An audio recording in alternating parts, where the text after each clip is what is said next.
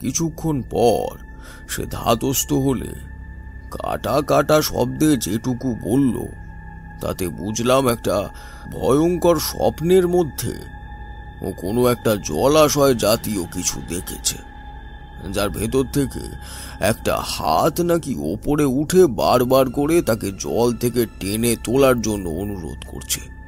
সঙ্গে ছিল একটি মহিলা কণ্ঠের হৃদয় বিদারক আকুতি। আমার স্ত্রী এর বেশি কিছুই বলতে পারলে না। এই কথা বলে সরমা তার অগ্নি বাণ দ্বারা আমার উপর আক্রমণ করতে গেলে আমি আমার ঠিক পেছনে একটা দৈব কণ্ঠস্বর শুনতে পেলাম। পিছন ফিরে তাকাতে দেখলাম সকালের বাস স্ট্যান্ডে দেখা সেই পাগলি ভদ্রমহিলা, কিন্তু তার কণ্ঠস্বর এখন সম্পূর্ণ ভিন্ন। শরীর থেকে ঠিকরে বেরোচ্ছে অপরিসীম দৈব তেজ। সাহিত্যের অলিগলিতে ছড়িয়ে পড়া গল্পগুলো জড়ো করার নামই হলো ক্রনিটেল। হাই, আমি সুচেতনা, আর আজ ক্রনিটেল আপনাদের শোনাতে চলেছে শিবাঙ্গনের কলমে ক্রনিটেল অরিজিনালস প্রেজেন্টস তারানাথ তান্ত্রিক ও দেবী প্রলয়ঙ্করীর অভিশাপ। শুরু হচ্ছে আজকের গল্প, তারানাথ তান্ত্রিক ও দেবী প্রলয়ঙ্করীর অভিশাপ।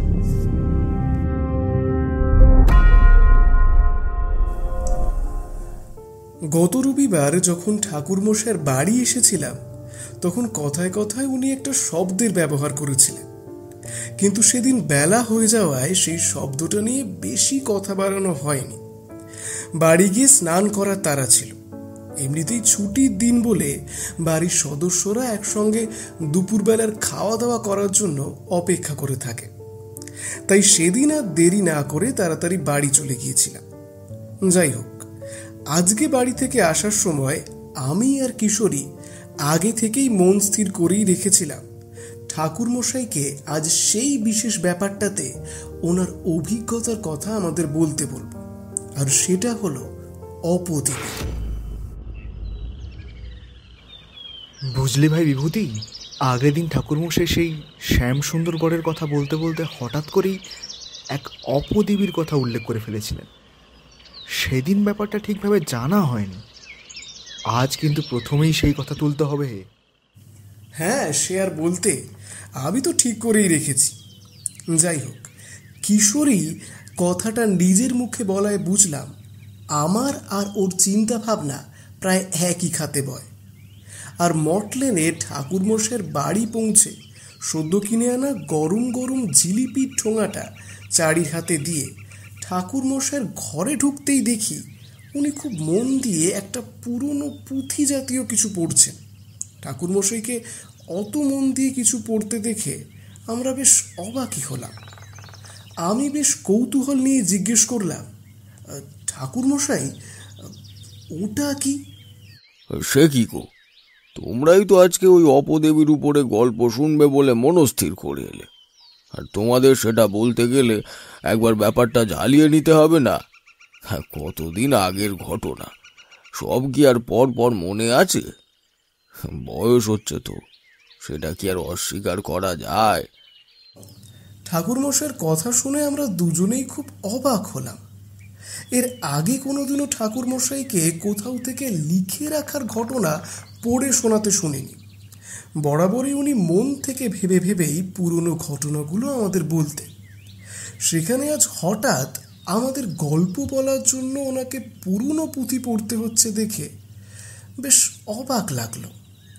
তার থেকেও যেটা বেশি অবাক লাগলো সেটা হলো, আমরা যে মনে মনে অপদেবীর গল্প শুনবো বলে মনস্থির করে এখানে এসেছি, সেটা আমরা না বললেও ঠাকুরমশাই জানতে পেরেছেন এটা দেখে। আর কিশোরী ঠিক সেই মুহূর্তে বলে উঠল, আপনি আমাদের গল্প বলবেন বলে বুঝি পুরনো পুঁথি পড়ছেন? না না, তা নয়। পুরনো পুঁথিতে কি আর সব কথা লেখা থাকে নাকি? আমি একটা বিশেষ জিনিস দেখছি। ওই যে বললাম না, বয়সের সাথে সাথে স্মৃতিশক্তি কিছুটা দুর্বল হয়ে পড়েছে, সেই জন্যই। আমাদের কথার মাঝে কখন যে চারি এসে ঘরে প্রবেশ করেছে আমরা খেয়ালই করি। ও একটা বড় থালার মধ্যে জিলিপিগুলো ঢেলে সাজিয়ে আমাদের খাবার জন্য দিয়ে গেছে। আগে তবুও সময় সুযোগ পেলে আমাদের সঙ্গে বসে গল্প শুনত, এখন আর সময়ই পায় না। আসলে সংসারের সব কাজ ওকে প্রায় একাই সামলাতে হয়। যাই হোক, আমরা এলে খানিক আমাদের সাথে গল্প করে, তবে সেটাও খঞ্চিত কদাচিৎ। ওকে সারাদিন ব্যস্ত থাকতে দেখলে আমাদের বেশ খারাপও লাগে, তবে সব ক্ষেত্রে কিছু করার থাকে না। তাই আমরা চারিকে উদ্দেশ্য করে বললাম, এ কি চারিমা, তুমি সমস্ত জিলিপি তো আমাদেরই দিয়ে দিলে, নিজের জন্য কিছু রাখলে না? না না কাকাবাবু, আমার জন্যও আছে। আমি আমার জন্য রেখে সবাইকেই সমান ভাগ করে দিয়েছি। আমার নিজের জন্যও আছে।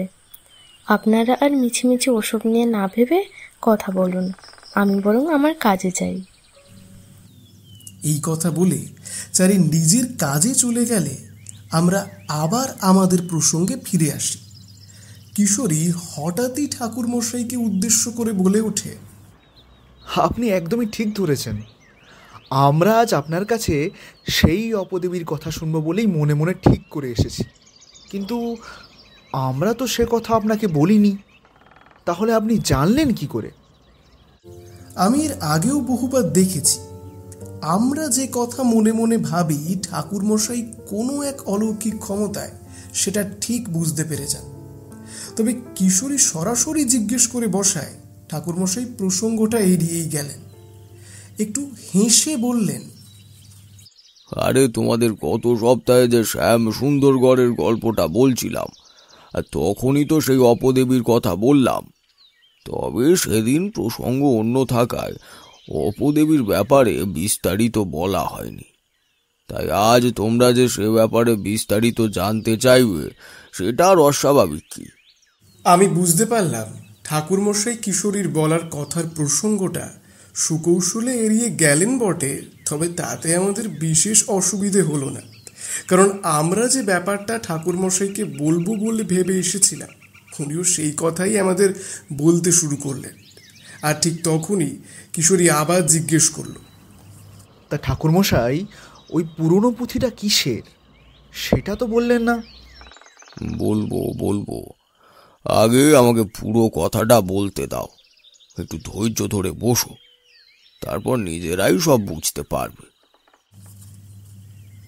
আমি দেখলাম কিশোরীর অহেতুক কৌতূহলের কারণে আমাদের সময় নষ্ট ভিন্ন আর কিছু হচ্ছে না।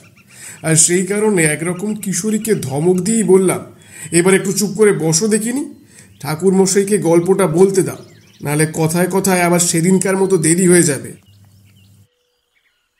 না বিভূতি, কিশোরী কিছু খারাপ কথা বলেনি। যদিও ওই ঘটনার মধ্যে এই পুঁথিটার আগমন অনেক পরের দিকে, তবু শুধুমাত্র কিশোরীর কৌতূহল রক্ষার কারণে আমি আগে এই পুঁথিটার কথাই বলি, তারপর না হয় আসল ঘটনা বলবো। এই পুঁথিটা আমাকে দিয়েছিলেন একজন কাপালিক। তোমরা শুনে অবাক হচ্ছ তো, একজন কাপালিক আবার কবে থেকে সব পুঁথি পড়া শুরু করলো? না, এই পুঁথি তারও নয়। আর যেহেতু কাপালিকরা একরকম সামাজিক জীবনযাত্রা পালন করেন না, তাই যখন আমার সঙ্গে সেই কাপালিক সাধুর দেখা হয়েছিল, তখন এই পুঁথিটা তার কাছে ভারী বিড়ম্বনার কারণ হয়ে ওঠে। কিন্তু কোনো যোগ্য হাত ছাড়া তিনি এই পুঁথিটা কাউকে দিতেও চাইছিলেন না। আর সেই জন্যই উনি আপনার সাথে পরিচয় হওয়ার পর এটি আপনার জিম্মায় দিয়ে দেন, তাই তো? তা বলতে পারো। আমাকে এই পুঁথির দায়িত্ব দিয়ে সেই সাধু যেন ওনার মাথার উপর থেকে একটা পাহাড় প্রমাণ চাপ থেকে নিস্তার পেয়েছিল। আর তারপর থেকে এই পুঁথি আমার কাছেই আছে। কিন্তু এতে আছেটা কি, সেটা কি একবার দেখা সম্ভব? খবরদার, সে চেষ্টা ভুলেও করো না। এই পুঁথির আসল মালিক তাহলে তোমাকে শেষ করে দেবে। সে কাপালিক বলেছিলেন, সম্পূর্ণ ব্রহ্মচর্য নিতে না পেরে যদি কোনো সাধারণ গৃহস্থ মানুষ এই পুঁথির একটা পাতার দিকেও তাকায়, তবে তার মৃত্যু অবশ্যম্ভাবী। কি বলছেন ঠাকুরমশাই? এই পুঁথিতে এমন কি আছে একটু বলুন শুনি। কতগুলো বিমূঢ় মুখাবয়বের ছবি। অনেকদিন আগে কাঠ কয়লা জাতীয় কিছু দিয়ে এই মুখাবয়বগুলো আঁকা হয়েছিল।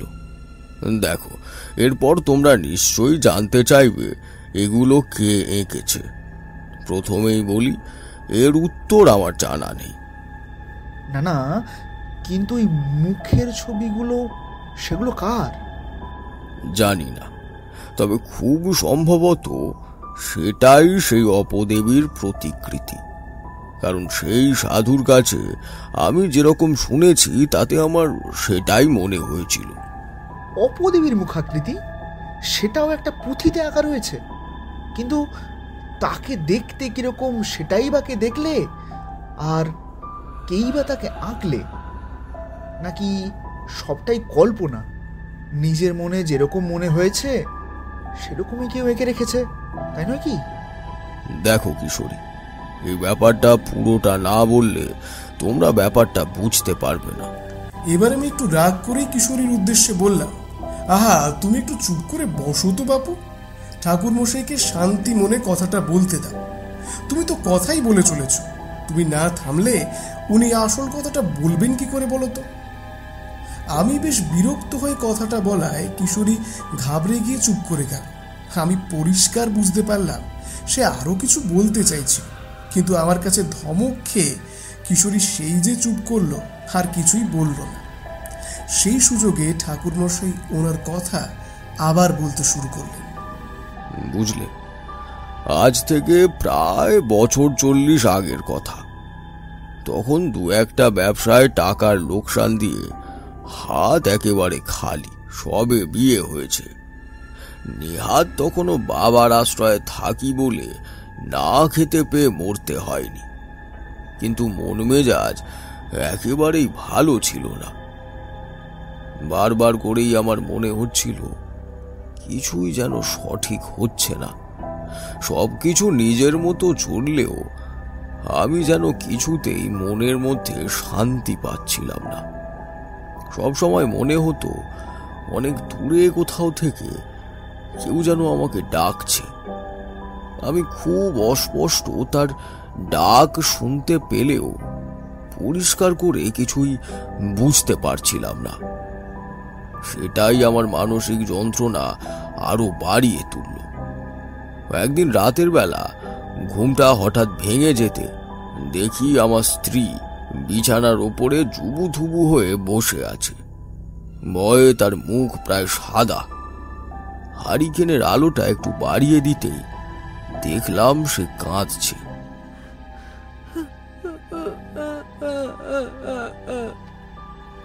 রাতের বেলা কোনো ভয়ের স্বপ্ন দেখে ভয় পেয়ে থাকার ঘটনা তার আগেও আমার স্ত্রীর সঙ্গে এক দুবার হয়েছে, কিন্তু কোনোবারেই তাকে এভাবে কাঁদতে দেখিনি। আমি একরকম ভয় পেয়ে গিয়ে তাকে বললাম, কি গো, কি হয়েছে? আবার কোনো ভয়ের স্বপ্ন দেখলে নাকি? আমার কথার সে সরাসরি উত্তর না দিলেও মাথা নেড়ে বুঝিয়ে দিল ঘটনাটা সেটাই। তবে বেশ বুঝতে পারলাম আমার স্ত্রী বড় ভয় পেয়ে গেছে। কিছুক্ষণ পর সে ধাতস্থ হলে কাটা কাটা শব্দে যেটুকু বলল তাতে বুঝলাম একটা ভয়ঙ্কর স্বপ্নের মধ্যে ও কোনো একটা জলাশয় জাতীয় কিছু দেখেছে, যার ভেতর থেকে একটা হাত নাকি ওপরে উঠে বারবার করে তাকে জল থেকে টেনে তোলার জন্য অনুরোধ করছে। সঙ্গে ছিল একটি মহিলা কণ্ঠের হৃদয় বিদারক আকুতি। আমার স্ত্রী এর বেশি কিছুই বলতে পারলে না। আচ্ছা ঠাকুর মশাই, এরকমও তো হতে পারে হয়তো কোথাও কেউ জলে ডুবে যাচ্ছিল, সে বাঁচার জন্য আর্ত চিৎকার করছিল, আর সেটাই উনি স্বপ্নের মধ্যে জানতে পেরেছিলেন। আপনিই তো বলেন স্বপ্ন কোনো মামুলি ঘটনা নয়। কেউ কোথাও কোনো বিপদে পড়লে তার মনের খুব কাছাকাছি মানুষকে সে সংকেত দেয়। এরকমই হয়তো কি কিছু ঘটেছিল। ঠিকই বলেছ তুমি, কিন্তু অনেক খুঁজেও আমি এরকম কোনো সন্ধান হদিশ করতে পারিনি। ওর কোনো পরিচিত মানুষ জলে ডুবে মারা গিয়েছেন এরকম অতীত বা ভবিষ্যতে কখনো ঘটেনি। তবে সেই ঘটনার সঙ্গে আমি মিল খুঁজে পেয়েছিলাম তার কিছুদিনের মধ্যেই, আর তখনই বুঝতে পারি তার স্বপ্নের মধ্যে পাওয়া সংকেতটি কোনো বিচ্ছিন্ন ঘটনা নয়। সে সত্যি সংকেত পেয়েছিল, তবে সেটি দিয়েছিলেন দেবী প্রলয়ঙ্করী। অবশ্য তাকে দেবী না বলে অপদেবী বলাই ভালো, কারণ তার পুজোর পদ্ধতি এবং তার ফলাফল মানুষের জীবনে আশীর্বাদের তুলনায় অভিশাপ ডেকে আনে বেশি। সে কি বলছেন ঠাকুরমশাই? কোনো দেবী, অপদেবী বা উপদেবী কারোরই পুজোর ফলাফল কখনো অভিশাপ হতে পারে? সেই কথাই তো বলছি। আমরা নিজের চোখে না দেখলে বিশ্বাসই করতে পারবো না যে এই পৃথিবীতে কত কিছু ঘটে, যেগুলো আমরা বাস্তব জগতে নিজের চোখে না দেখলে বিশ্বাসই করতে পারবো না। এও অনেকটা ঠিক সেই রকমই। সেই ঘটনার ঠিক পরদিন সকালবেলা আমার এক বহু পুরনো যজমান হঠাৎ করে এসে হাজির হলো আমার কাছে। তার বাড়ি সেই সুদূর প্রতাপগড়ে। আমি তার আগে দু একবার তার বাড়িতে গিয়ে থাকলেও তাদের গ্রামের সম্পর্কে সেরকম ধারণা আমার ছিল না। শুধুমাত্র নিয়ম রক্ষার স্বার্থেই গিয়েছিলাম তার সাথে। হ্যাঁ ঠাকুরমশাই, আপনি আগে কয়েকবার কথা প্রসঙ্গে প্রতাপগড়ের কথা বলেছেন, কিন্তু সেই অপদেবীর কথা কখনো তো বলেননি। সেই যজমানের কাছেই আমি প্রথম শুনেছিলাম সেই অপদেবীর কথা। বিচিত্র তার পুজোর পদ্ধতি, বিচিত্র তার পুজোর ফলাফল। জানো কিশোরী, সেই প্রথম আমি জানতে পেরেছিলাম কোনো মহাশক্তির আরাধনা করলে তার পরিণামে ভয়ঙ্কর অভিশাপ সেই গ্রামের উপর নেমে আসে। হয় অনাবৃষ্টি, নয় অতিবৃষ্টি, নয় মহামারী। মহাপ্রলয় ডেকে নিয়ে আসে সেই দেবীর আরাধনা। কিন্তু গ্রামের মানুষ বিশ্বাস করে এই পুজো নাকি করতেই হবে। মানে এ আবার কেমন কথা? যদি পুজোর আরাধনা করলে গ্রামের ক্ষতিই হয়, তবে সেই দেবীর পুজো লোকে করবে কেন? বুঝলে, এই একই কথা আমিও বনবিহারীকে জিজ্ঞেস করেছিলাম। তাতে সে যা উত্তর দিয়েছিল সেটা শুনে আমার চক্ষু চড়ক গাছ। আমি তাকে জিজ্ঞাসা করলাম, তা বনবিহারী, তুমি যে বলছো এই দেবীর পুজো করলে নাকি গ্রামের ক্ষতি হয়, তাহলে এই দেবীর পুজো করার দরকারটা কি বাবু? সাধ করে দেবীর পুজো করে গ্রামের বিপদ ডেকে আনার কোনো কারণ তো আমি দেখছি না। ঠাকুর মশাই, এই কথায় আমাদের গ্রামেও অনেকে মনে করে, কিন্তু কি জানেন তো, আমরা যারা পুরনো লোক তারা জানি আমাদের মা প্রলয়ঙ্করী আমাদের রক্ষা কর্ত্রী। উনি আছেন বলেই আমরা বেঁচে আছি বলতে পারেন। সঠিক বুঝতে পারলাম না বনবিহারী, কি বলতে চাইছো? তুমি তো বললে দেবীর পুজো করলে গ্রামের বিরাট ক্ষতি হয়। তা হয় বটে, কিন্তু আমরা কেউ প্রাণে মরি না। মা আসলে এরকমই, তার সন্তানদের হয়তো কষ্ট একটু দেন, কিন্তু প্রাণে মারেন না, বরং আমাদের নানা বিপদ থেকে রক্ষা করেন। আমি বরং ব্যাপারটা আপনাকে একটু বুঝিয়েই বলি, তাহলে আপনি বুঝতে পারবেন। এই কথা বলে বনবিহারী ওর প্রতাপগড়ের সেই অপদেবীর কথা বলতে শুরু করলো। আমাদের গ্রামে মাঝে মধ্যেই নানা ভৌতিক ঘটনা ঘটতে দেখতে পাওয়া যায়। আমাদের গ্রামের পাশ দিয়েই বয়ে গেছে সরস্বতী নদী, আর সেই সরস্বতী নদীর পাড়ে একটা নাকি শ্মশান ছিল। আমরা অবশ্য তা দেখিনি, আমাদের ঠাকুরদার সময়কার কথা ঠাকুরদার কাছে শুনেছি। সেই শ্মশানে এক তান্ত্রিক কাপালিক এসে বসবাস করতেন। তিনি নাকি সব সাধনা করতেন। তার কাছে আবদ্ধ বেশ কিছু পিশাচ তার 5 ফরমাস খাটার জন্য ছিল। একে সেই তান্ত্রিক কাপালিক, তারপর তার কাছে থাকা পিশাচের কথা শুনে গ্রামের মানুষ এই শ্মশান একরকম এড়িয়েই চলতে থাকে। রাতের বেলা তো কোনো ছাড়ো, দিনের বেলাতেও গ্রামের লোক সেদিকে খুব একটা যেত না। কিন্তু সেখানেই বাদ সাথে আমাদের তখনকার জমিদার বাবুর মেয়ে পদ্মাবতী।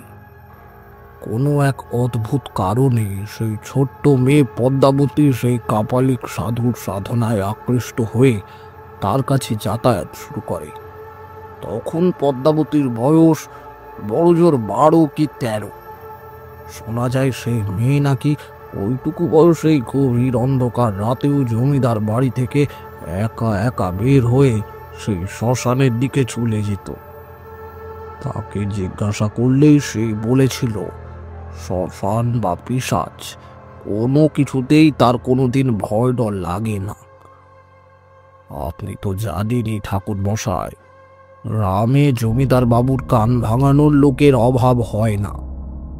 গ্রামের লোকেরা জমিদার বাবুর মাথায় ঢুকায় ওই কাপালিক নাকি তার পিশাচ সাধনা দ্বারা পদ্মাবতীকে বশ করে টেনে নিয়ে যায় নিজের কাছে।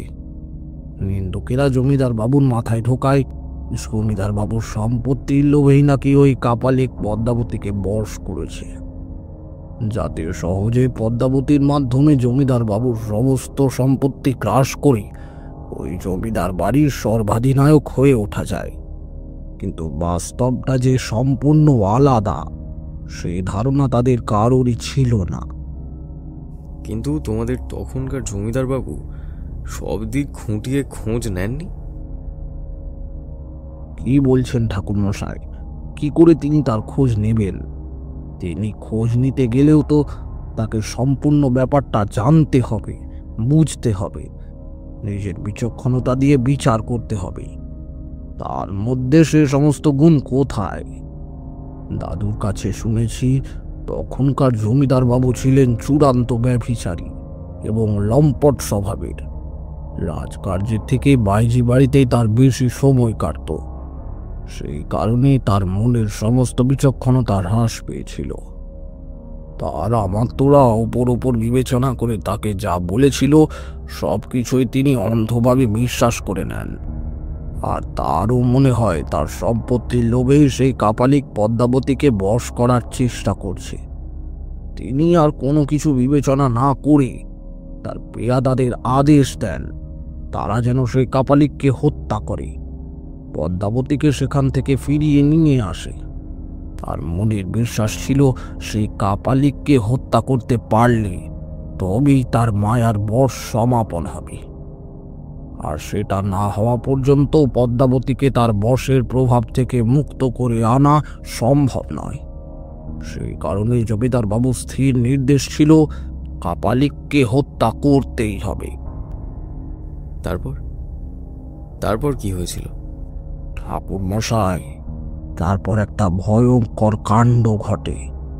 শোনা যায় জমিদার বাবুর যে পেয়াদারা একদিন সেই কাপালিককে হত্যা করার জন্য গিয়েছিল তারা সেখানে এক অদ্ভুত কাণ্ড দেখে। তারা দেখে পদ্মাবতী সেই কাপালিকের সামনে একটা আসনের ওপর বসে আর সেই কাপালিক মন দিয়ে তার পুজো করে চলেছে। এ কি রে, এই যে উল্টা ছবি দেখতাছি, আমি তো নিজের চোখে বিশ্বাস করতে পারতেছি না রে। সত্যি তো রে, আমি তো ভেবেছিলাম আমাদের পদ্মাবতীকে বশ করে ওই কাপালিক এখানে নিয়ে এসে, কিন্তু এ তো দেখতেছি সম্পূর্ণ আলাদা ব্যাপার। এ যে দেখছি ও কাপালিক কি পদ্মাবতীরে পূজা করতেছে, এই ব্যাপারখানা ঠিক কি বলতো? আমি যে কিছু বুঝতে পারতাছি না। ছেড়ে দে, আমাদের আর সব ঝামেলায় জড়িয়ে কাজ নেই। জমিদার বাবু আমাদের যেরকম নির্দেশ দিয়েছেন চল আমরা সেটাই পালন করি। অন্তত গিয়ে ওনাকে বলতে তো পারবো ওনার আজ্ঞার পালন করে এসি। সেই বরং ভালো, জমিদার বাবু তাতে আমাদের ওপর খুশি হবেন। ও কাপালিক পদ্মাবতীরে বশ করি থাকুক কি পদ্মাবতী কাপালিক রে, তাতে আমাদের কি? আমরা জমিদার বাবুর আজ্ঞাবহ দাস মাত্র, উনার কথা তামিল করতে পারলেই আমাদের শান্তি। সেই ভালো, তাই চল। শুধুমাত্র নিজ অজ্ঞতার কারণে ওই পেয়াদাদের দল আসল ব্যাপারটা দেখতে পায় না। ওরা শুধুমাত্র জমিদার বাবুকে খুশি করার জন্য একটা ভয়ঙ্কর ভুল করে বসে।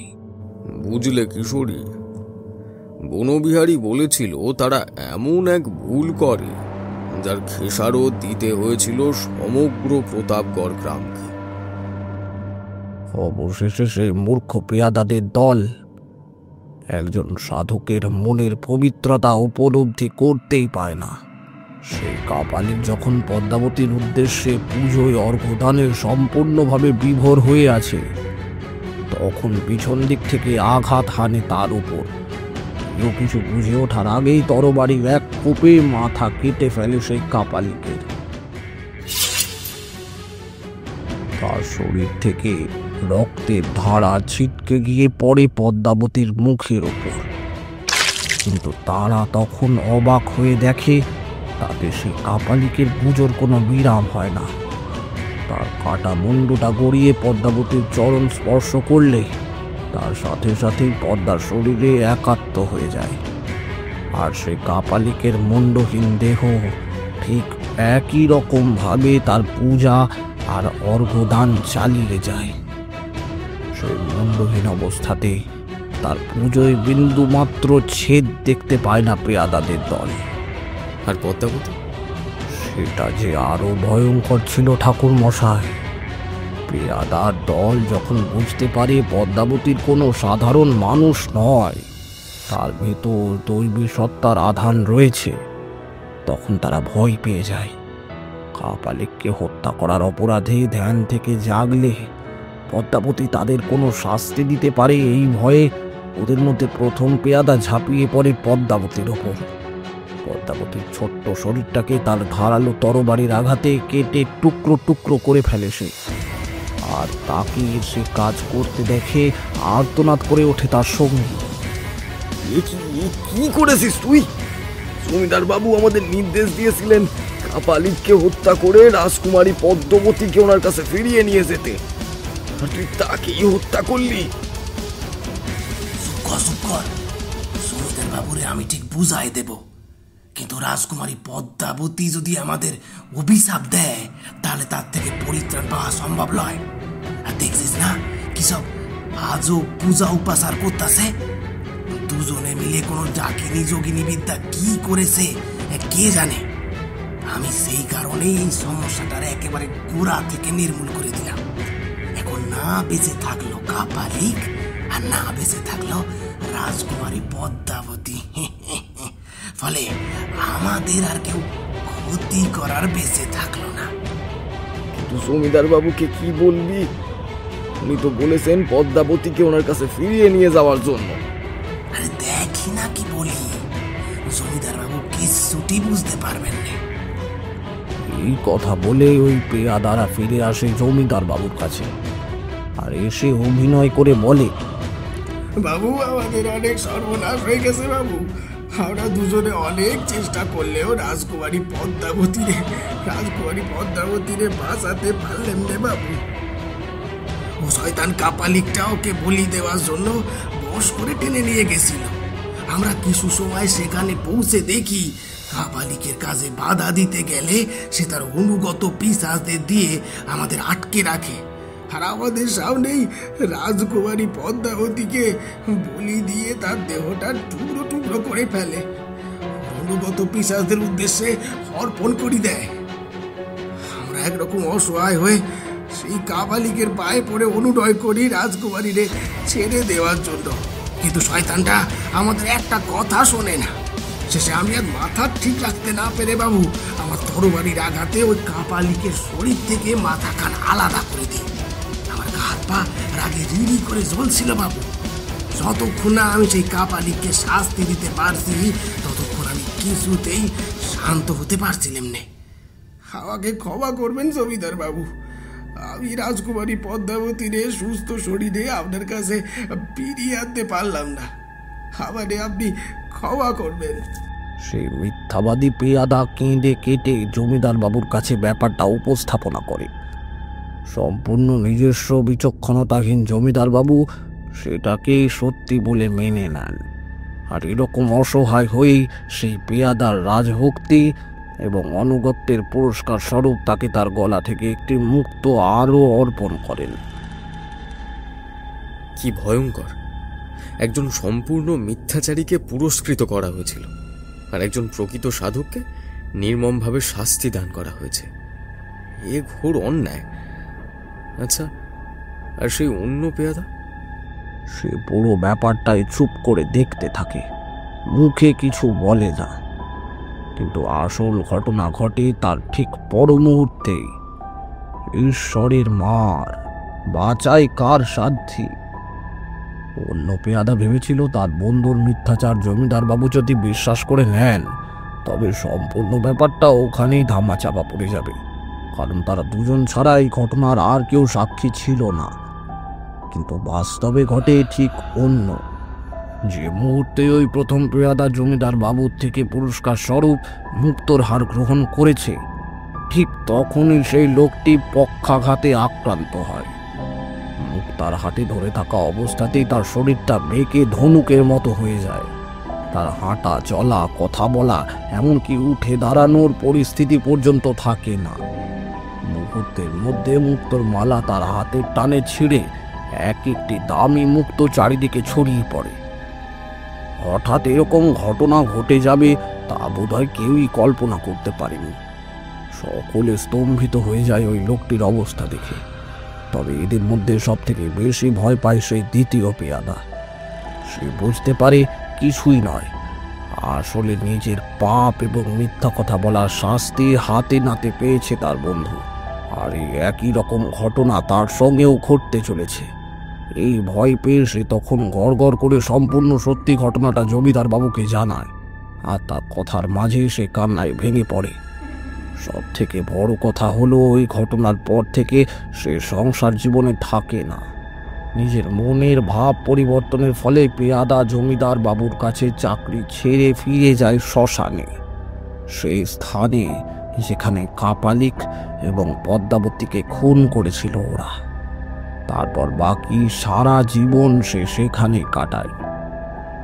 আচ্ছা, সে না হয় বুঝলাম, কিন্তু তার সঙ্গে এই এতদিন পরের ঘটনার কি সম্পর্ক? আর তুমি যে বললে সেই দেবীর কথা, যার নাকি পুজো করলেই গ্রামের ক্ষতি হয়, তার সঙ্গে এই ঘটনার কি সম্পর্ক? সেই কথাই তো বলছি ঠাকুর মশাই। সেই কাপালিকের অনুগত পিশাচরা তারপর হঠাৎ করে সক্রিয় হয়ে ওঠে। তারা সারা গ্রাম লণ্ডভণ্ড করতে শুরু করে সেই কাপালিকের মৃত্যুর প্রতিশোধ নিতে। প্রায় প্রত্যেক দিন রাত্রে কারণ না কারণ মৃতদেহ ছিন্ন ভিন্ন অবস্থায় পাওয়া যেতে থাকে গ্রামের নানা প্রান্তে, যাদের শরীর থেকে সমস্ত রক্ত কেউ চুষে নিয়েছে। সে মর্মান্তিক দৃশ্য চোখে দেখার নয়। সকলেই বুঝতে পারে এ কোনো মানুষের কাণ্ড নয়, আর সবকিছুই ঘটছে এই পেয়াদা তদুপরি জমিদার বাবুর কৃতকর্মের ফলে। তখন গ্রামের মানুষ উপায়ন্তর না দেখে ছুটে যায় সেই শ্মশানে। সেই স্থানে সকলে একত্রিত হয়ে রাজকুমারী পদ্মাবতীর উদ্দেশ্যে প্রার্থনা জানায়, গ্রামকে বিপদমুক্ত করার জন্য, তাদের রক্ষা করার জন্য। আর তখনই সেই দ্বিতীয় পেয়াদার মুখ দিয়ে পদ্মাবতী বলায়, তোরা ফিরে যা গ্রামে, আমার পিশাচরা তোদের আর কোনো ক্ষতি করবে না। কিন্তু মনে রাখিস, কৃতকর্মের ফল প্রত্যেককেই ভোগ করতে হয়, এটাই বিধাতার নিয়ম। তাই তোরাও এই ফল ভোগ করবি। কিন্তু আমি তোদের কথা দিচ্ছি, তোদের গ্রামে কারোর প্রাণ হানি হবে না। আমি তোদের রক্ষা করব। এবার তোরা ফিরে যা। এই কথা বলার পরেই সেই দ্বিতীয় পেয়াদা জ্ঞান হারিয়ে সেখানে লুটিয়ে পড়ে। সকলে বুঝতে পারে ওনার ভর হয়েছিল। ওনার মুখ দিয়ে পদ্মাবতী তার নির্দেশ পাঠিয়ে দিয়েছে সেদিনের সেই ঘটনার পর। অদ্ভুতভাবে সমস্ত পৈশাচিক কাণ্ড থেমে যায়, আর কোনোদিনও এরকম কিছু ঘটেনি। কিন্তু ওই যে কর্মফল, তা যে গ্রামবাসীকে ভোগ করতেই হবে। আচ্ছা, তার মানে তোমরা পদ্মাবতীকেই তারপর থেকে দেবী রূপে পুজো করে আসছো, তাই তো? কিন্তু কবে হয় এই পূজা? এই দেবীর পুজোর কোনো নির্দিষ্ট সময় হয় না। সেই দ্বিতীয় পেয়াদার উত্তরসূরি যারা আছে তারা স্বপ্নাদেশ পান। দেবী একমাত্র তাদের পরিবারের উত্তরাধিকারীদের জানিয়ে দেন কবে তিনি পুজো নিতে চান। সেটা বছরে 2 বার 3 বারও হতে পারে, আবার কখনো কখনো 4-5 বছর পরেও হতে পারে, কোনো ঠিক নেই। দেবী কবে তার পূজা নিতে চাইবেন সেটা সম্পূর্ণভাবে দেবী নিজেই ইচ্ছাধীন। গ্রামের মানুষ দেবীর একটা পাথরের মূর্তি তৈরি করে পুজো করে, আবার তারপর সেই মূর্তিকে দড়ি বেঁধে সেই শ্মশানের পুকুরের ভিতর ডুবিয়ে দেওয়া হয়। সারা বছর দেবী জলে নিমজ্জিত অবস্থায় থাকেন। যখন দেবীর পুজো নেবার ইচ্ছা হয় তখন তিনি স্বপ্নাদেশ দেন। আমাদের গ্রামের মানুষ সেই পাথরের বিগ্রহ জল থেকে তুলে তার পুজো করে আবার পরদিন সূর্যোদয়ের আগেই তা সেই পুকুরের জলে বিসর্জন দেয়। আসলে গ্রামের সবাই গ্রামের দেবীর ক্ষতিকারক রূপটাই দেখেছে, ফলে তাকে সবাই প্রলয়ঙ্করী দেবী বলেই ডাকে। কিন্তু দেবীর অনুগ্রহ সকলে স্বীকার করে। বুঝতে পারলাম, বনবিহারীদের গ্রামের সকলেই সেই দেবীর বশ্যতা স্বীকার করেছে। বনবিহারীও তাদের মধ্যেই একজন। কিন্তু হঠাৎ করে বনবিহারীর সেদিন আমার বাড়িতে আসার উদ্দেশ্যটা তখনও আমার কাছে পরিষ্কার হয়নি। তাই প্রসঙ্গ বদলে আমি এবার সেই কথাই জিজ্ঞেস করলাম। সবই তো বুঝলাম, কিন্তু তোমাদের বর্তমান সমস্যাটা কি? বলছি ঠাকুর মশাই, এতক্ষণ যা শুনলেন এই হলো আমাদের দেবীর প্রলয়ঙ্করীর ইতিহাস। এগুলো গ্রামের সবাই এরকমই জানে, কিন্তু সমস্যার কথা হলো গ্রামের মানুষেরা আবার এক অদ্ভুত কারণে ধীরে ধীরে ভীত হয়ে পড়ছে। আমরা সকলেই বুঝতে পারছি গ্রামে আবার সেই পৈশাচিক ক্রিয়াকাণ্ড শুরু হয়েছে। গতকাল এবং গত পরশু হঠাৎ করে আবার গ্রামের একদম পশ্চিম প্রান্তে নদীর ধারে 2জন গ্রামবাসীর ছিন্ন ভিন্ন মৃতদেহ পাওয়া গেছে। ঠাকুরদার মুখে ঠিক যেরকমটা ঘটতে আমরা আগে শুনেছিলাম ঠিক সেই রকম। গ্রামের মানুষের ভয় কাপালিতে আবদ্ধ সেই সমস্ত পিশাচরা আবার জেগে উঠেছে। তারাই এসব ঘটাচ্ছে। অতএব ঠাকুর মশাই, আপনি বুঝতে পারছেন গ্রামের মানুষের মনে ভয় কিরকম ভাবে ছড়িয়ে পড়ছে। আমি আপনার কাছে অনুনয় নিয়েই এসেছি। দেখুন, আপনি তো এর আগে এরকম বহু অসাধ্য কাজ সাধন করেছেন। তাই আমার অনুরোধ, আপনি একবার আমার সাথে আমাদের গ্রামে চলুন। যদি সত্যি সেই সমস্ত পিশাচরা জেগে ওঠে তবে একমাত্র আপনি পারবেন তাদের নিয়ন্ত্রণ করতে। কিন্তু তুমি যে বললে তোমাদের গ্রামের দেবী পদ্মাবতী তোমাদের রক্ষা করেন, তাহলে তিনি কেন রক্ষা করছেন না? জানি না ঠাকুর মশাই, এই উত্তর আমারও জানা নেই। হয়তো আমাদেরই কোনো পাপের কারণে দেবী আমাদের ওপর রুষ্ট হয়েছেন, আর সেই কারণেই দেবী আমাদের পরিত্যাগ করেছেন। পরিত্যাগ করেছেন কেন? তোমাদের এরকম মনে হলো কেন? মনে হলো তার কারণ বিগত প্রায় 12 বছর সময় অতিক্রান্ত হয়ে গেলেও দেবী আমাদের পুজো গ্রহণ করেননি। সে কি কথা? দীর্ঘ 12 বছর তোমরা দেবীর পুজো করনি, কিন্তু কেন? আপনাকে বললাম না ঠাকুর মশাই, দেবী প্রলয়ঙ্কারীর পুজো যে কোনো দিন করা যায় না। মা যখন আমাদের পুজো নিতে আগ্রহী হন তখনই তিনি ওই পরিবারের বর্তমান প্রজন্মকে স্বপ্নাদেশ দেন। আমরা সেই অপেক্ষাতেই থাকি, কিন্তু এখনো পর্যন্ত এরকম কোনো স্বপ্নাদেশ হারাধন পাইনি। এই হারাধনকে? আপনাকে ওই যে পেয়াদার কথা বললাম না, ওই হারাধন তারই নাতির ছেলে। এই মুহূর্তে সেই ওই বংশের অধিকারী। আমরা তার কাছে নিয়মিত খোঁজ নিই মায়ের পুজোর স্বপ্ন সে পেয়েছে কিনা। এই তো গতকালই আমরা ওর কাছে এসেছিলাম, কিন্তু তার বউ শর্মা জানায় এরকম কোনো স্বপ্ন নাকি হারাধন পাইনি। তাহলে কি করে আমরা দেবীর পুজোর আয়োজন করি বলুন? সত্যি তো, এটা তো ভারী বিপদ। কিন্তু তুমি তো বলছো সেই পৈশাচিক ক্রিয়ার কারণে মানুষজনের মধ্যে একটা ভীতির সৃষ্টি হয়েছে। হয়েছেই তো, আর সেই জন্যই তো আমি আপনার কাছে এসেছি। আপনার দুটি পায়ে পড়ি ঠাকুর মশাই, আপনি একবার অন্তত আমার সাথে আমাদের প্রতাপগড়ে চলুন। নিজের চোখে ব্যাপারটা দেখবেন, তারপর না হয় আপনার যা মনে হয় সেই মতো আপনি বলবেন। বনবিহারীর কথা শুনে বুঝতে পারলাম শুধুমাত্র সে নয়, সমগ্র প্রতাপগড়ের উপরেই একটা ভয়ঙ্কর বিপদের ছায়া ঘনিয়ে এসেছে। আর কোনো কারণে তাদের আরোগ্য দেবীমা তাদের উপর থেকে মুখ ফিরিয়ে নিয়েছেন। তাই বনবিহারীর অনুরোধে তার সঙ্গে প্রতাপগড় যাব বলেই ঠিক করলাম। কারণ আমাকে যদি সত্যি বনবিহারীকে কোনো সাহায্য করতে হয়, ওর সমস্যাটা সম্পূর্ণভাবে জানতে হবে, না হলে ওকে কোনো সাহায্যই আমি করতে পারবো না। এই পর্যন্ত বলে ঠাকুরমশাই একটু থামলেন। সামনের ঘড়া থেকে একটু জল ঢেলে খেয়ে গলাটা একটু ভিজিয়ে আবার বলতে শুরু করলেন। কথা মতো তার পরদিনই আমি আর বনবিহারী সকাল সকাল রওনা হয়ে গেলাম। প্রথমে ট্রেনে করে বর্ধমান পৌঁছে বাসে প্রায় মাইল 10 রাস্তা প্রতাপগড় গ্রাম।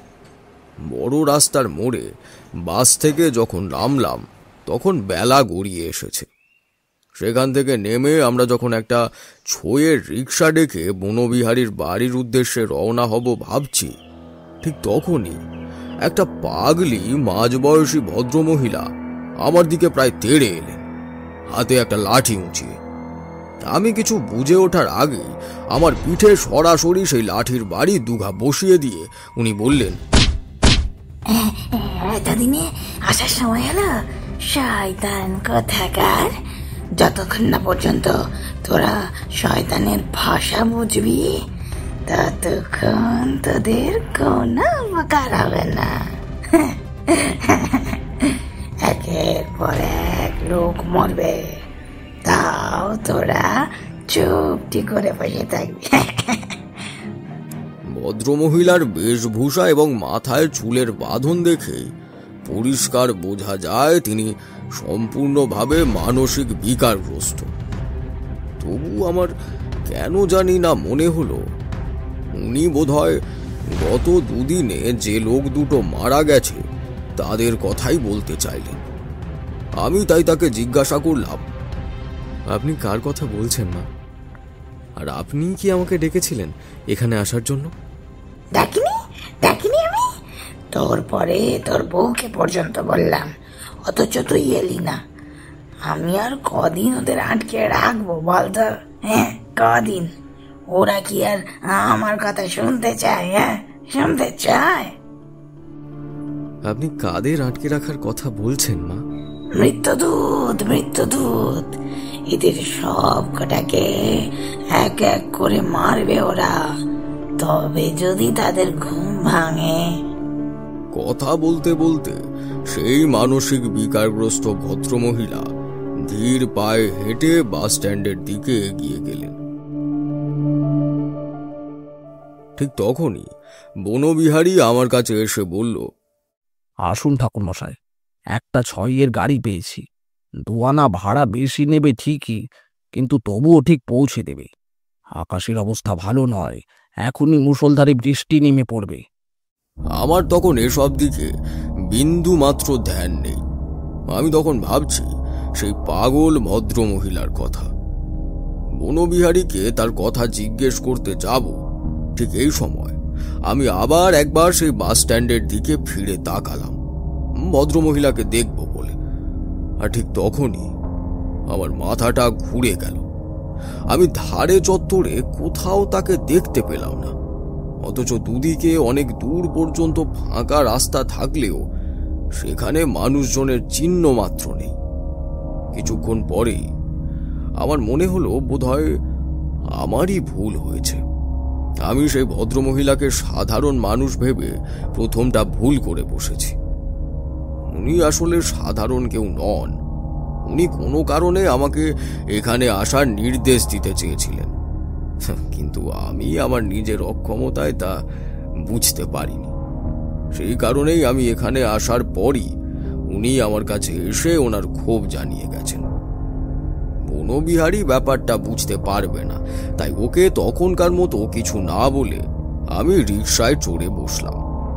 আর সেই মানসিক বিকারগ্রস্ত ভদ্রমহিলার কথাই ভাবতে লাগলাম, যিনি নাকি আমাকে এবং সাথে সাথে আমার বউকেও সেই ইঙ্গিত পাঠিয়েছেন। অথচ আমরা দুজনেই তা বুঝতে পারিনি। আর কাদের আটকে রাখার কথা উনি বললেন। হঠাৎ করে মাথার মধ্যে বিদ্যুতের স্ফুলিঙ্গ খেলে গেল।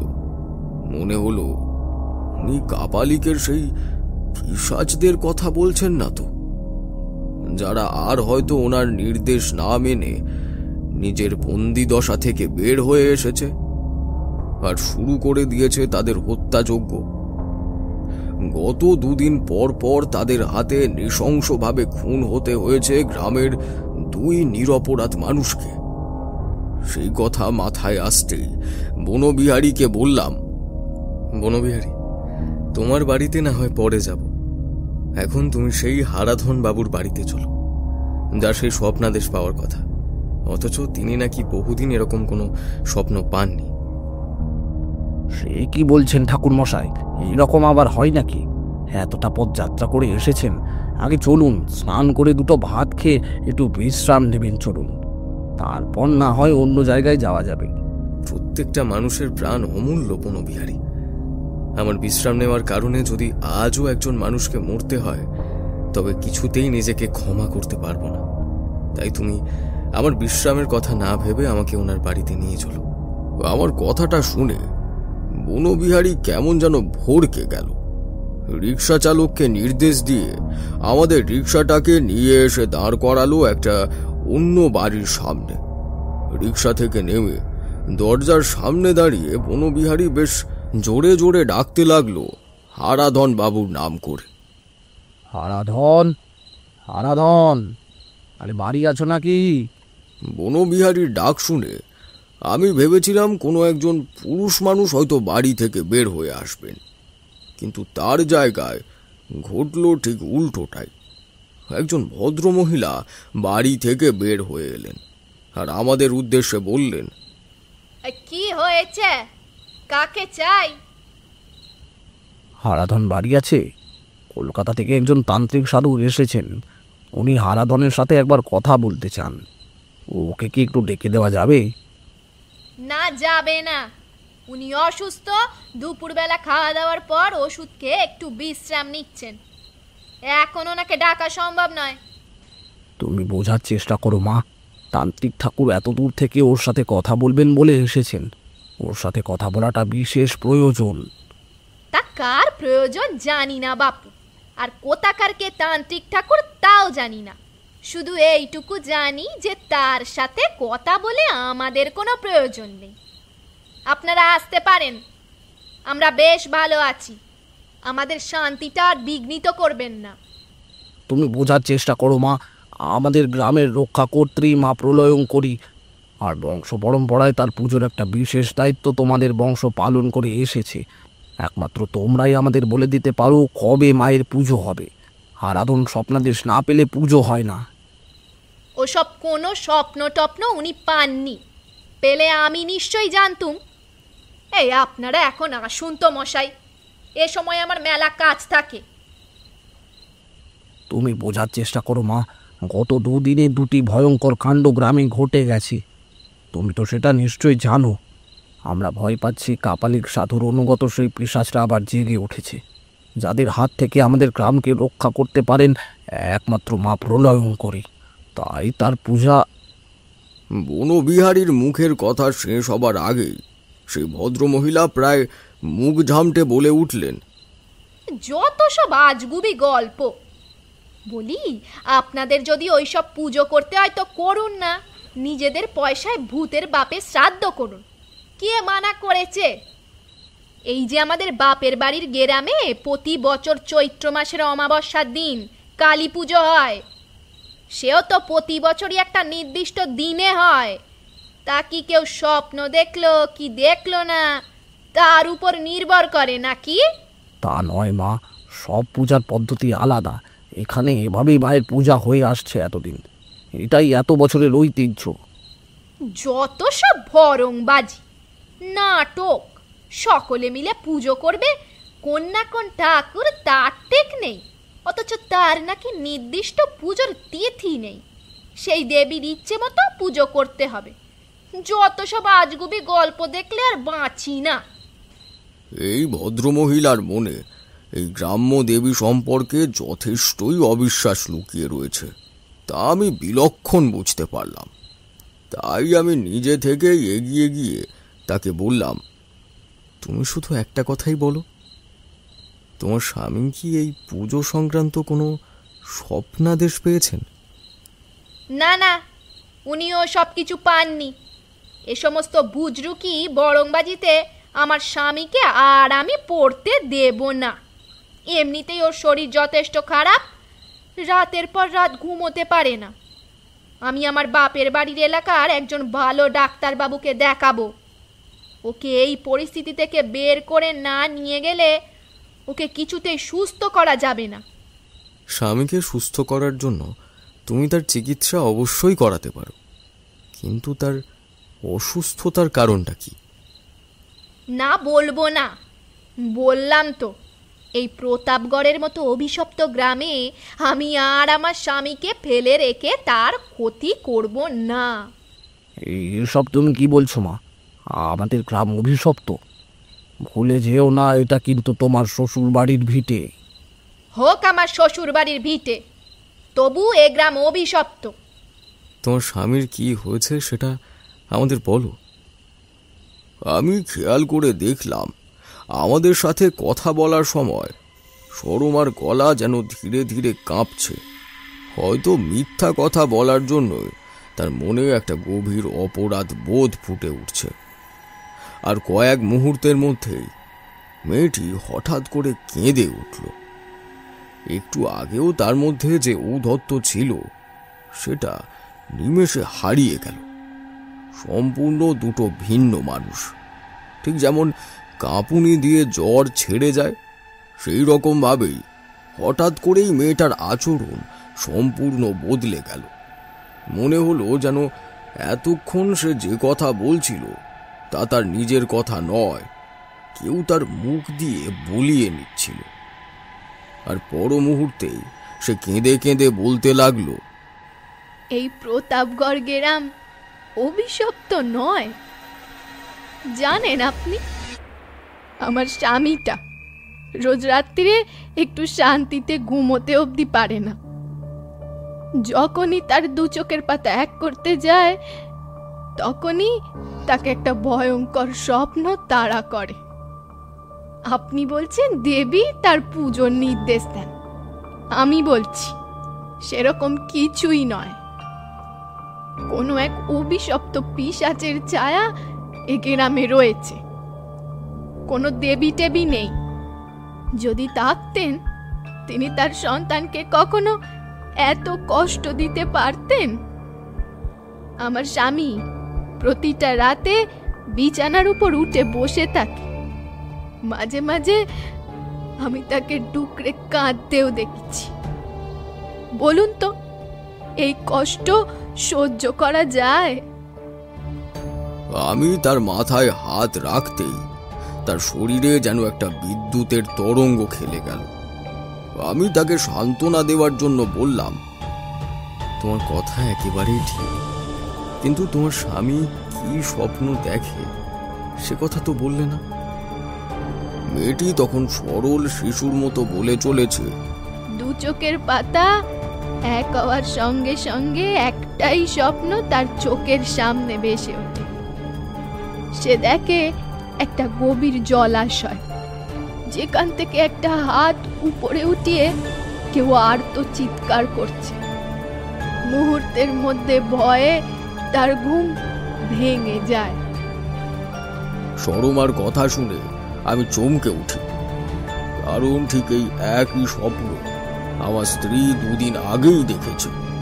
আর বাস স্ট্যান্ডের সেই পাগলি ভদ্রমহিলাও আমাকে সেই কথাই বলেছিল। উনি নাকি আমার বউকে শেষ পর্যন্ত নির্দেশ পাঠিয়েছিলেন। তাহলে খুব সম্ভবত এই স্বপ্ন সেই দেবী প্রলয়ঙ্করীরই নির্দেশ ছিল। তখন বুঝতে না পারলেও সরমার কথা শুনে আমার কাছে ব্যাপারটা পরিষ্কার হয়ে গেল। আর তখনই ওকে জিজ্ঞেস করলাম, তোমার স্বামী যে এরকম একটা স্বপ্ন প্রতি রাতে দেখছে সে কথা তুমি গ্রামের কাউকে জানাওনি কেন? কেন জানাবো? আমি তো চাই এ গ্রামের পরিবেশেই না থাকতে। এ গ্রামের বিষ বাষ্প থেকে আমার স্বামীকে উদ্ধার করে নিয়ে যেতে। তাহলে আমি এই সমস্ত কথা কাউকে জানাবো কেন বলুন দেখিনি? তুমি ভুল করছো শর্মা। তোমার স্বামী বংশ পরম্পরায় যে দায়িত্ব পালন করছে, সে দায়িত্ব থেকে তাকে একমাত্র দেবী মুক্তি দিতে পারেন। তুমি তাকে প্রতিহত করে রাখতে পারো বটে, কিন্তু মুক্তি দিতে পারো না। তুমি যদি তোমার স্বামীকে এই গ্রাম থেকে দূরে কোথাও নিয়ে চলে যাও, তবে কি তুমি তার স্বপ্ন দেখা বন্ধ করতে পারবে? তুমি কি তাকে রাত্রের নিশ্চিত ঘুম এনে দিতে পারবে? কেন পারবো না? আমি কলকাতার নামকরা ডাক্তার দেখাবো, তাদের ওষুধ খেলে নিশ্চয়ই আমার স্বামী ভালো হয়ে যাবে। আর এই গ্রাম, তার কি হবে? এখানে প্রতিটা মানুষ এক এক করে রোজ মরতে থাকবে কাপালিকের সেই পিশাচের হাতে। তাতে তোমার ভালো লাগবে? সেই খবর যখন এক এক করে তোমার স্বামীর কাছে যাবে, তখন গ্রাম থেকে দূরে থেকেও তোমার স্বামী ভালো থাকতে পারবে? একবার ভেবে দেখো শর্মা। তুমি আমাদের একবার হারাধনের কাছে নিয়ে চলো মা। আমরা সকলেই জানি তুমি ওকে লুকিয়ে রেখেছো। গ্রামের কারোর সাথে তুমি ওকে কথা বলতে দাও না। একবার ভেবে দেখো মা, এত কিছু করেও তুমি কি তোমার স্বামীকে ভালো রাখতে পেরেছো? বনবিহারীর কথা শেষ হওয়ার পর মুহূর্তে মেয়েটি কান্নায় ভেঙে পড়ে আর অদ্ভুতভাবে আমার পা দুটো জড়িয়ে ধরে চিৎকার করে বলতে থাকে, আমি এত কিছুই জানিনি। যদি আপনি পারেন তবে আমার স্বামীকে রক্ষা করুন। তার এই কষ্ট আমি আর দেখতে পাচ্ছি না। আমাদের তার কাছে একটিবার যেতে দাও শর্মা। আমি তোমাকে কথা দিচ্ছি, তোমার স্বামীর কোনো ক্ষতি আমি হতে দেব না। কিন্তু বৃহত্তর স্বার্থে তোমার স্বামীকে এই গ্রামের প্রতি তার দায়িত্ব পালন করতে হবে, না হলে তার কোনো কিছুই করা সম্ভব নয়। এই কথা বলার পর মনে হলো শর্মা যেন একটু একটু করে গলছে। সে আমাদের তার স্বামীর কাছে নিয়ে যেতে রাজি হলো।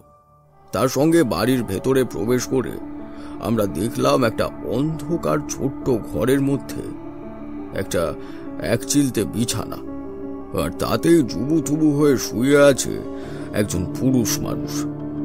কঙ্কাল সার তার চেহারা, শরীরটা যেন একেবারে বিছানার সঙ্গে মিশে গিয়েছে।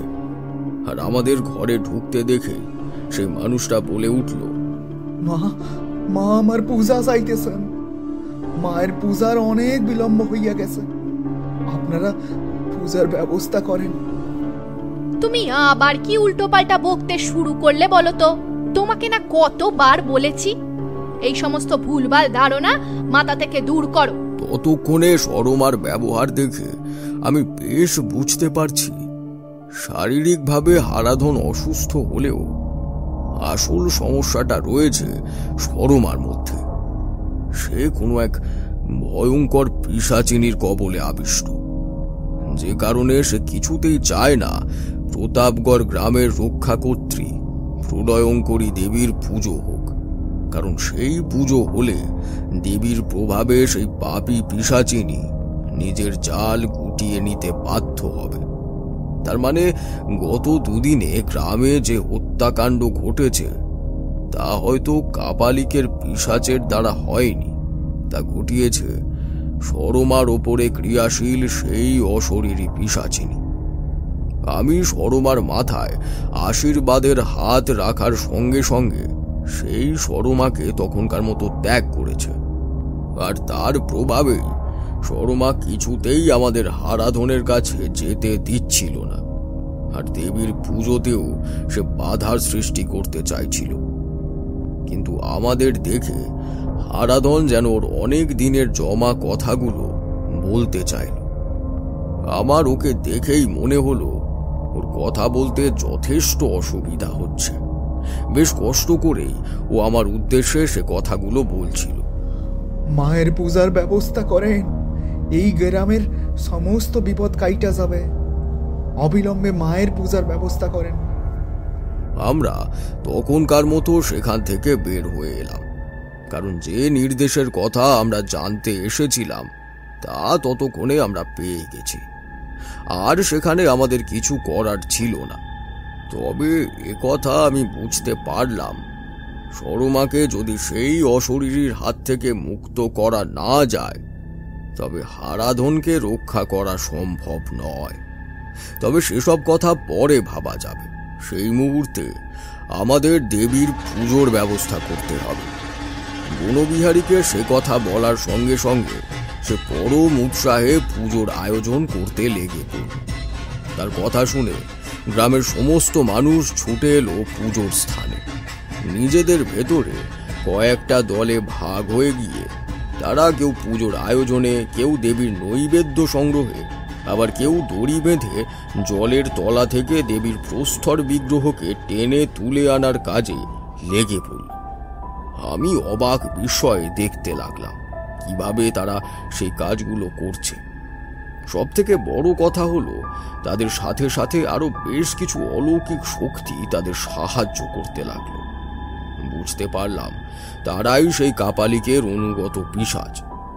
হঠাৎ করে দেবীর পুজোর আয়োজন শুরু হওয়ায় গোটা গ্রামের মানুষ যেন এক অদ্ভুত উন্মাদনায় মেতে উঠল। দেখলাম রাত যত গড়িয়ে আসছে ওদের পুজোর আয়োজনও তত তাড়াতাড়ি শেষ হয়ে আসছে। তবে একটা প্রশ্ন আমার মাথার মধ্যে বারবার উঁকি দিচ্ছিল, এই পুজোয় পৌরোহিত্যের দায়িত্ব কে পালন করে? আর সে কথা বনবিহারীকে জিজ্ঞাসা করতে সে অদ্ভুত একটা উত্তর দিল। আমাদের এই গ্রামের পুজোয় কোনো পুরোহিত থাকে না ঠাকুর মশাই। পুরোহিত মশাইয়ের জন্য আসন পেতে রাখা হয়, তার পুজোর জন্য সমস্ত অর্ঘ্য সেখানে সাজিয়ে রাখা হয়। আমরা দেখেছি রাত ঠিক দ্বিপ্রহরে একজন বিশাল অশরীরী আত্মা এই জল থেকে উঠে এসে পূজায় বসেন। তিনি আমাদের আয়োজন করে রাখা সমস্ত অর্ঘ্য এক এক করে দেবীর উদ্দেশ্যে সমর্পণ করেন। তিনি আমাদের এই পূজার পুরোহিত। আমি অবাক হয়ে জিজ্ঞাসা করলাম, তবে কি তিনি সেই কাপালিক যিনি পদ্মাবতীর পুজো করার সময় তোমাদের পূর্বপুরুষেরা তাকে হত্যা করেছিল? গ্রামের মানুষরা তো সেরকমই মনে করে ঠাকুর মশাই। আজ আপনি নিজের চোখে তাকে প্রত্যক্ষ করতে পারবেন। আমি বেশ বুঝতে পারছিলাম যতটা সহজে বনবিহারী সবকিছু ঠিক হয়ে যাবে ভাবছে, ততটা সহজে হয়তো ব্যাপারটা ঘটবে না। কিছু একটা ভয়ঙ্কর ঘটতে চলেছে, যার কারণে আমার এখানে আসা। গ্রামের মানুষ যতই মন থেকে প্রস্তুতি নিক, সরমার ওপরে ক্রিয়াশীল সেই প্রেতাত্মা এত সহজে সবকিছু করতে দেবে না। আর আমার ধারণা যে এতটা নির্মূলভাবে ফলশ্রুত হবে তা আমি কল্পনাও করতে পারিনি। রাত্রি যখন বেশ গভীর, গোটা শ্মশান ভূমি তখন গম গম করছে পুজোর আওয়াজে। এক নাগারে সেখানে ঢাক এবং ঘণ্টা কাঁসর বেজে চলেছে। বনবিহারীর কথা মতো সবকিছু আয়োজন সম্পূর্ণ হলে সেই জলাশয় থেকে একজন দীর্ঘদেহী ছায়ামূর্তি উঠে এসে পুজোয় বসলেন। বিরাট তার হোম কুণ্ড।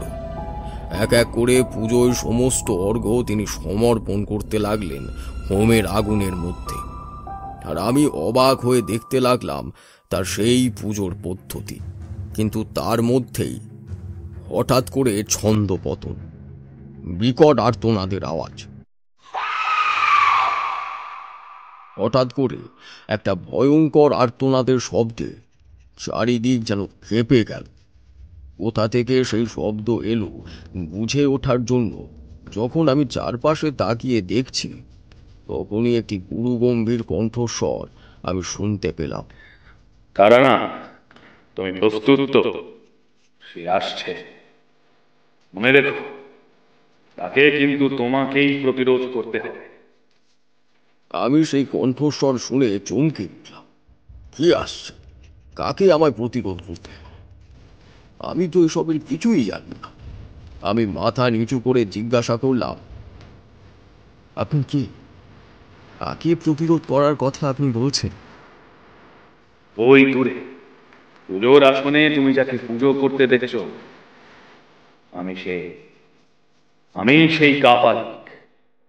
যে রাজকুমারী পদ্মাবতীর মধ্যে দৈব সত্তার সন্ধান খুঁজে পেয়েছিলাম। আমাকে হত্যা করে ওই পেয়াদারা জলে ফেলে দিলেও যেহেতু আমার খণ্ডিত মস্তক দেবীর চরণে পড়ে গিয়েছিল, তাই দেবীর কৃপায় আমি অমর। এখানকার প্রতিটি অণু পরমাণুর মধ্যেই আমি বাস করি। তবে তোমাকে যাকে প্রতিরোধ করতে হবে সে আর কেউ নয়, পিশাচিনী চণ্ডা। সে আমার পূর্বে অনুগত পিশাচিনী থাকলেও দেবীর চরণ থেকে তার মন ছিল বিপথগামী। তাই সে শর্মার উপরে নিয়ন্ত্রণ নিয়ে এখানে দেবীর পুজোর আয়োজন বন্ধ করে দেয়। তার মানে হারাধন বহুবার করে দেবীর স্বপ্নাদেশের কথা গ্রামের সকলকে জানাতে চাইলেও শর্মা তা হতে দেয়। সে কোনোভাবেই সেই পুজো হতে দিতে চায় না, তাই তো? ঠিকই ধরেছ তুমি। নিজের ক্ষুধা নিবারণের জন্য মানুষের হত্যা করে তার রক্ত পান করে। তুমি এই পুজোর পথ প্রশস্ত করে দিয়েছ বলে সে এখন অত্যন্ত ক্ষুব্ধ। এই চিৎকার তারই। সে আসছে, তাকে প্রতিরোধ করার জন্য প্রস্তুত হও তারানাথ। কিন্তু আপনি পারেন না তাকে প্রতিরোধ করতে? পারি, কিন্তু আমি পুজোর সময় কখনো আমার খড়গ ধারণ করি না। যদি তা করতাম তবে জমিদারের সেই ভৃত্য পেয়াদারা আমাকে হত্যা করতে পারত না আমার মা রাজকুমারী পদ্মাবতীর কোনো ক্ষতি করতে। ঠিক আছে, তাই হবে। আমি চেষ্টা করব এই চণ্ডাকে প্রতিহত করতে। আপনি আপনার পুজো সম্পন্ন করুন, প্রতাপগড় গ্রামকে চণ্ডার হাত থেকে রক্ষা করুন। আপনার পুজো সম্পন্ন হওয়া পর্যন্ত যে করেই হোক আমি চণ্ডাকে আটকে রাখব। আমি আপনাকে কথা দিচ্ছি। বেশ, তবে তাই হোক। এই কথা বলে সেই কাপালিক কণ্ঠস্বর ধীরে ধীরে স্তব্ধ হয়ে গেল। আমি বুঝলাম তিনি ফিরে গেছেন তার পুজোর আসনে। ঠিক সেই মুহূর্তে জঙ্গলের মধ্যে সমস্ত গাছপালা ভয়ঙ্কর ভাবে কেঁপে উঠল। আকাশ ভেঙে ঝমঝম করে বৃষ্টি নামল।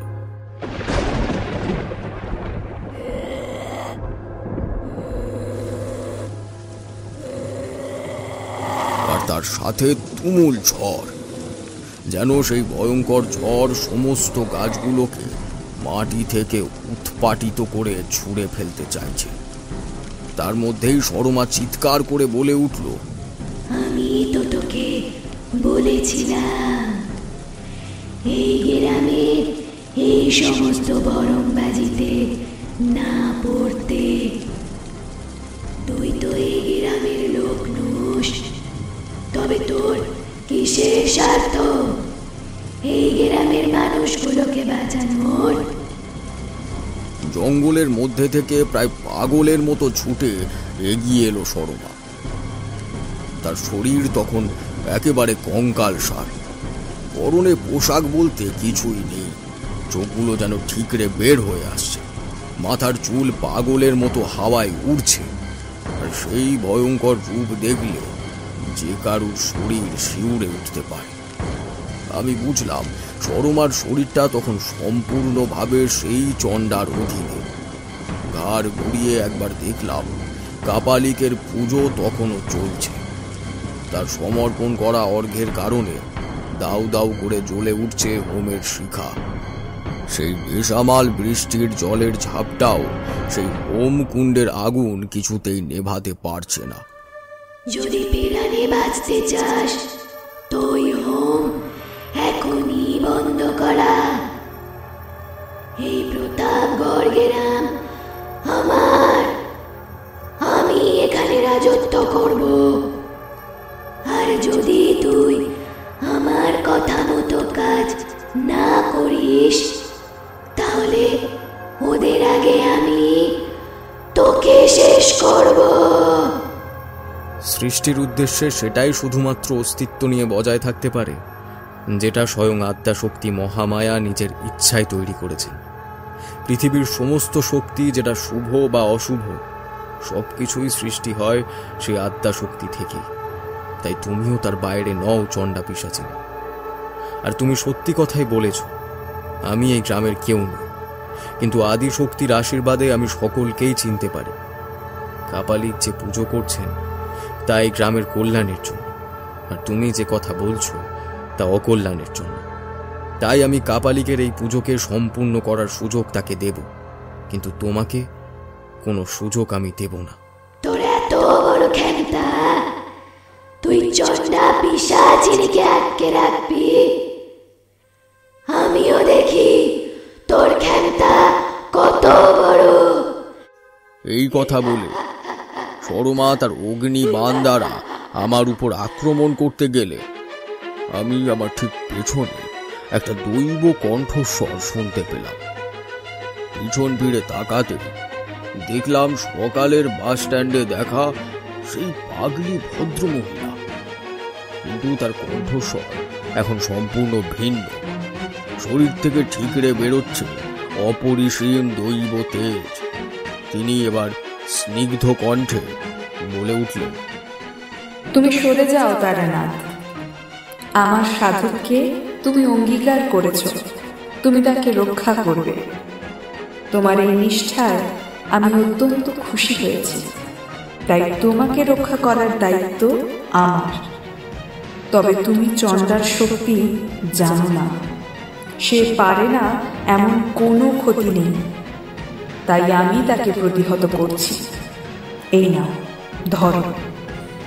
এই পর্যন্ত বলে সেই পাগলি ভদ্রমহিলা আমার দিকে একটা সামান্য কুশের কাঠি এগিয়ে দিলেন, আর আমি সেই মুহূর্তে কোনো কিছু বাজ বিচার না করেই সেই কাঠিটি হাতে নিয়ে মহামায়ার উদ্দেশ্যে প্রণাম জানিয়ে ছুড়ে দিলাম সেই চন্ডার দিকে। সামান্য সেই কাঠিটি কয়েক মুহূর্তের মধ্যেই পরিণত হলো একটি বিদ্যুতের শলাকায়, যেটি গর্জন করতে করতে এগিয়ে যেতে লাগলো চন্ডার দিকে। চন্ডা ততক্ষণে নিজের ভুল বুঝতে পেরেছে। সেই পাগলি ভদ্রমহিলা যে আর কেউ নয়, তিনি যে মা প্রলয়ঙ্করী, তা বুঝতে তখন আর আমার কোনো অসুবিধে হয়নি। তিনি আমাকে ডেকে এনেছিলেন এই প্রতাপগড় গ্রামে। হয়তো সেই কাপালিকের পুজো সম্পন্ন করার জন্য যেটুকু সময় দরকার ছিল সেটা দেবার জন্যই দেবীর এই পরিকল্পনা, আর সেটা নিশ্চিত করাই ছিল আমার কাজ। আমার হাত থেকে ছোঁড়া সেই বজ্রবাণ চন্ডার অগ্নিগোলককে ছিন্ন করে সরাসরি গিয়ে আছড়ে পড়ল চন্ডার উপর। আর পর মুহূর্তেই দেখতে পেলাম একটা ভয়ঙ্কর কুঠার উড়ে এলো পুজোর দিক থেকে, এবং সরাসরি তা গিয়ে বিঁধল সরমার দুই গরুর মধ্যস্থলে। চিৎকার করে সরমা ছিটকে পড়ল বেশ কিছুটা দূরে।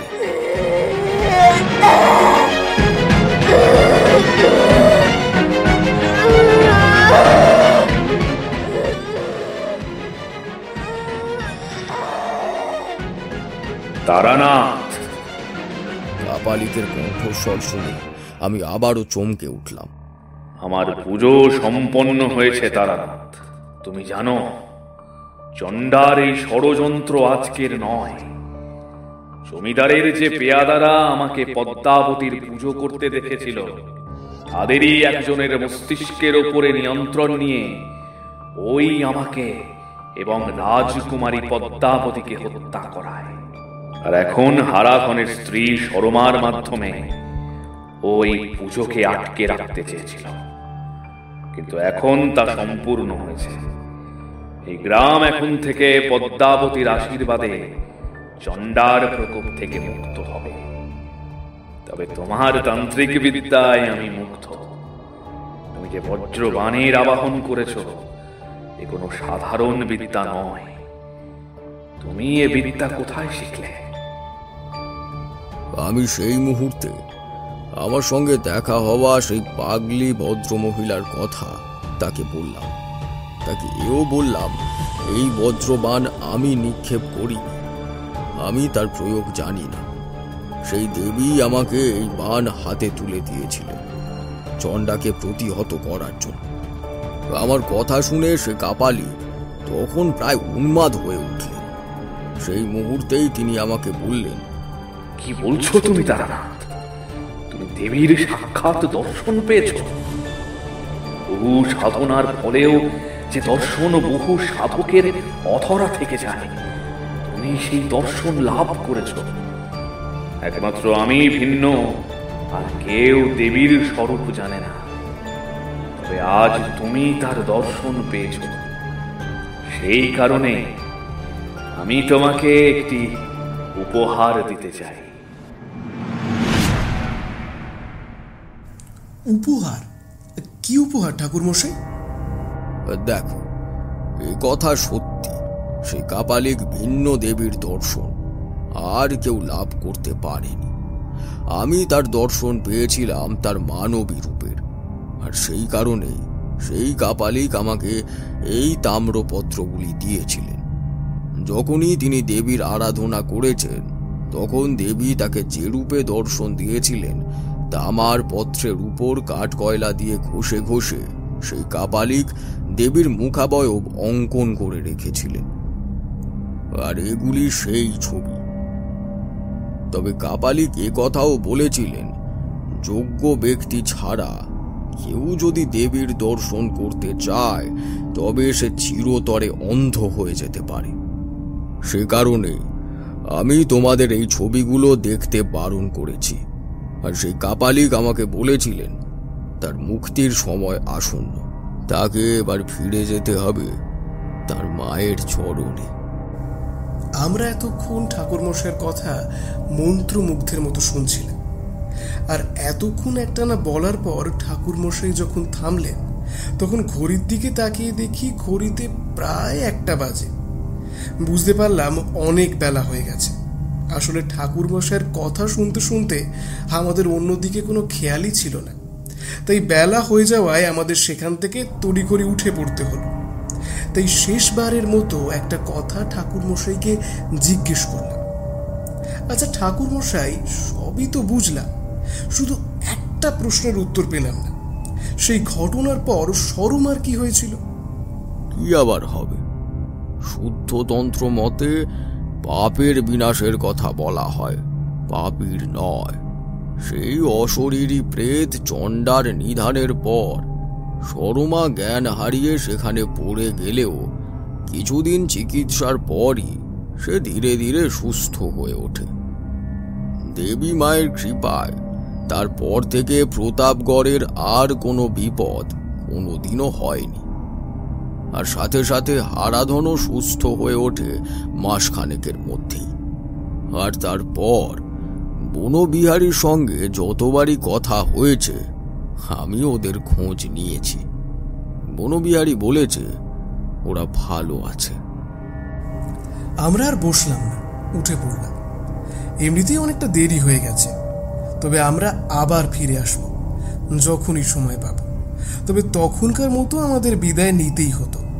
আর আমরা যখন ঠাকুরমশাইয়ের ঘর থেকে বের হচ্ছি, তখন দেখি উনি জানলা দিয়ে বাইরের দিকে তাকিয়ে আছেন। ওনার দৃষ্টিটা কেমন যেন আনমনা। আমাদের বুঝতে অসুবিধা হলো না, সশরীরে উনি সেখানে উপস্থিত হলেও ওনার মন হয়তো পৌঁছে গেছে প্রতাপগড় নামের সেই গ্রামে, যেখানে তিনি দেখতে পাচ্ছেন মা প্রলয়ঙ্কারীর সেই মানবী রূপকে। আমরা তখনকার মতো আর কথা না বাড়িয়ে ওনার বাড়ি থেকে বের হয়ে এলাম। এবার আমাদের বিদায় নেওয়ার পালা। এতক্ষণ আপনারা শুনছিলেন শিবাঙ্গনের কলমে ক্রনিটেল অরিজিনালস প্রেজেন্টস তারানাথ তান্ত্রিক ও দেবী প্রলয়ঙ্করীর অভিশাপ। চরিত্রায়নে বিভূতি ও প্রথম পেয়াদা শুভায়ু, তারানাথ তান্ত্রিক ও দ্বিতীয় পেয়াদা রূপম, কিশোরী ও হারাধন সোমেশ, বনবিহারী রাহুল, সরমা ও চণ্ডা পিশাচিনী অদ্রিজা, পাগলি ও দেবী শান্তনা, কাপালিক অতনু, চারি অন্বেষা, অন্যান্য চরিত্রে রূপম ও Shubhayu. Sound design Somesh, poster design Sourav, সমগ্র পর্ব পরিচালনায় শুভায়ু। এই রকম আরও গল্পের ভাণ্ডার নিয়ে হাজির থাকবে আপনাদের ক্রনিটেল। আর গল্পের ডানায় চেপে উঠতে চাইলে লাইক, শেয়ার, কমেন্ট করুন আর সাবস্ক্রাইব করুন আমাদের চ্যানেল ক্রনিটেল। গল্পেরা বেঁচে থাকুক কানে কানে।